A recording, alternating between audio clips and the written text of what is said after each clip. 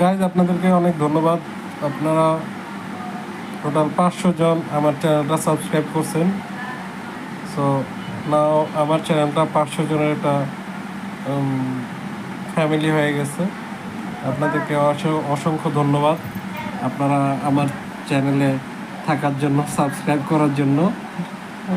আমার মেয়ে কথা হচ্ছে আমার চ্যানেল নাকি সাবস্ক্রাইবার নাই। সো আমার মেয়ের জন্য আপনারা আমাকে সাবস্ক্রাইব করবেন।